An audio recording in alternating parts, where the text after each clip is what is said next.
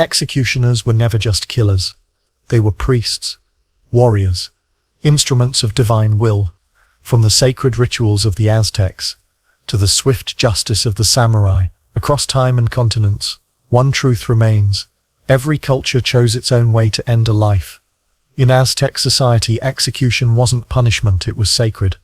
Victims weren't criminals, they were offerings. High priests, spiritual executioners, carried obsidian blades, slicing open chests atop sun temples to feed the gods with beating hearts. To kill was to honor the cosmos. Even captured warriors considered it a privilege to die this way. In Japan, honor shaped every aspect of life, even execution. Samurai weren't just elite warriors. They also acted as executioners, carrying out swift, clean beheadings with a single strike. Seppuku ritual suicide was a way for samurai to die with dignity. A second, the kaishakunin, would deliver the final blow, ensuring an honorable death and sparing prolonged agony. To execute without skill, it was a shame greater than death itself. In Europe, execution was justice and theatre combined. Executioners were often feared and socially outcast, branded by blood. They carried out divine punishment in the eyes of the church, yet no one wanted to live near them. From axemen in England to Charles Henry Sanson's guillotine during the French Revolution, European executioners walked a fine line between necessity and revulsion. Some wrote memoirs, others died anonymously. In the Middle East, justice was sacred and often swift.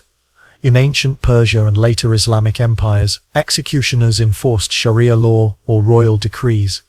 Many were deeply religious, believing they fulfilled divine justice. Swords, curved and elegant, were used not in rage but in ritual. Some were state-appointed, well-respected figures. Others were feared shadows in bustling markets. But always, the blade served the balance between sin and society. Across African kingdoms and tribal societies, execution was deeply spiritual. Shamans or tribal elders might decide fates, believing execution could cleanse evil spirits or restore balance to the community. Sometimes the method was symbolic: death by poison, ordeal, or the spirit's will. In some tribes, the executioner held a revered position, feared but necessary. In others, no one wanted the role, so it rotated. Justice wasn't just legal, it was cosmic.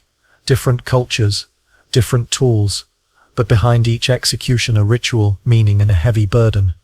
To take life is never simple, but history shows us death always reflected the values of the living.